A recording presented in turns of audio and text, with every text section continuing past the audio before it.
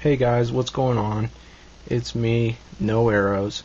Um, Today I'm going to be doing another retro review. This time it'll be Bone. And this comic is by Jeff Smith, written and drawn. He self-published this under the name of Cartoon Books. And this review is going to cover the entire series, but since I don't have the time to flip through the entire thing, I just pulled out my two favorite volumes here, the Great Cow Race and the Dragon Slayer. And it's a pretty good comic. Probably one of my favorites of all time. So yeah, if you've never read it, it's a fantasy story. It concerns these three little guys, these cousins, and they're called Bones. That's their race, and they come from this place called Boneville. This here is Phone Bone. He's kind of the main guy. He's sort of an average Joe type of protagonist, and they're from Boneville, and they get kicked out of town, and they come to this valley, and it's sort of a fantasy setting. This guy here is Smiley Bone. He's sort of the dumb and goofy one, but he's likable, he's that kind of character. And this is Phony Bone, who's sort of a con man, and he always has a scheme that he's cooking up. And they come to this valley. As you can see, this comic's in black and white. There is a colorized version, but I'm morally opposed to that, so get the black and white one. Yeah, they come to this valley and they meet this girl named Thorn, and there aren't any bones here, and no one in this valley knows what they are or anything like that. It's mostly populated by humans, and there's some animals and rat creatures and stuff too. But they meet this girl named Thorn, and Thorn has a destiny and stuff, and it's good old fantasy fun.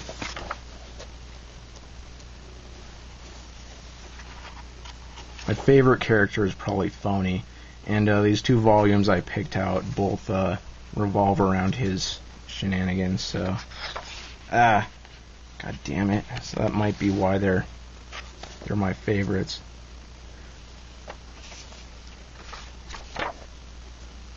Jeff Smith is like the ultimate cartoonist. Pretty much like any trait you'd want a good cartoonist to have, just name it off, and it's something he does better than almost everyone else. He's just so good at, making expressive characters. He's so good at timing a gag and, drawing,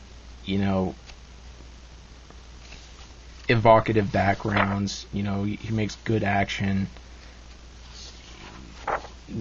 good adventurous scenes. He writes good dialogue. He does good accents and dialects. It's all pretty solid. Yeah, let's grab Dragon Slayer here. Great Cow Race is the second volume. Dragon Slayer is the fourth volume. There's 9 in all. Unless there's 10 and I'm stupid or something. I'm pretty sure there's only 9.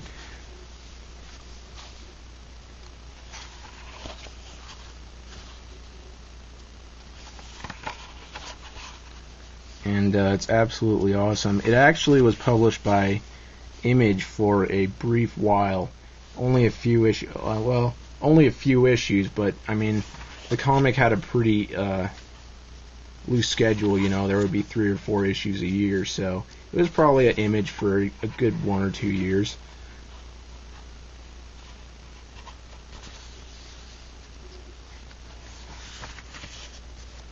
The nighttime sequences are so cool. The blacks are just so solid, and the whites are so nice.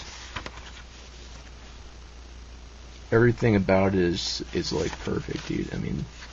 It's just such a good comic.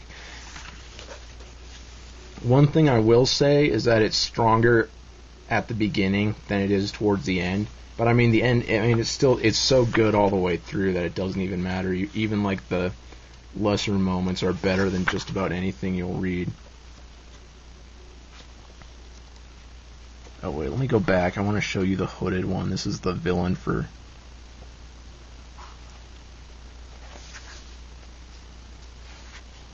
a good portion of the series.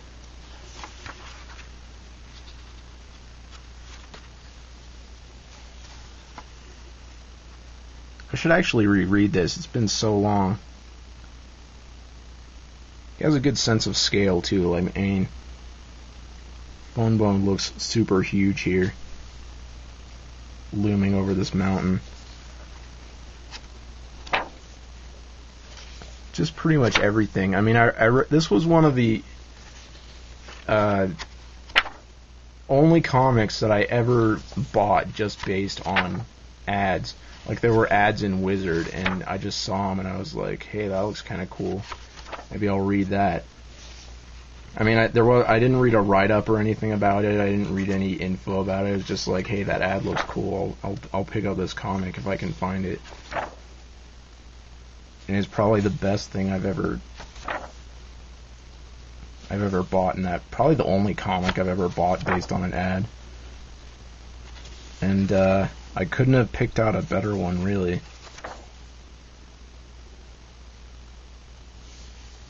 And like, it's funny, but then like the story gets deeper as it goes on. But it doesn't get to the point that it forgets the comedy altogether. You know, like it doesn't get so wrapped up in the drama and things that it forgets everything. There's the hooded one. I love this too. Like the hooded one, the dialogue is drawn going into their hood, which is really sweet. I mean, like, it gives it like a creepy, like sort of, I don't know. It's just a cool idea. Everything about this comic is a cool idea. It would be a cool idea if you would read this. Yeah.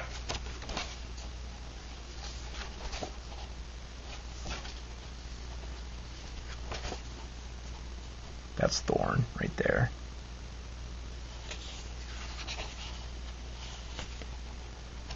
Alright, that's enough of that. So basically, you can get this comic in a number of different ways. I mean, you're not going to get it in floppy form. I mean, the early issues go for quite a lot of money, especially issue 1. But I mean, you can pick it up in trades like this, black and white, or you can get the colorized trades, or they have the 1-volume edition, which brings the whole series together in one thick book. And then I think they have a colorized version of that. So, I mean, you have your options out there, and any way you can get it, definitely get it. Oh no, wait, you will be able to get it in floppy form because, yeah, Image actually reprinted all the floppies when they took over the title briefly.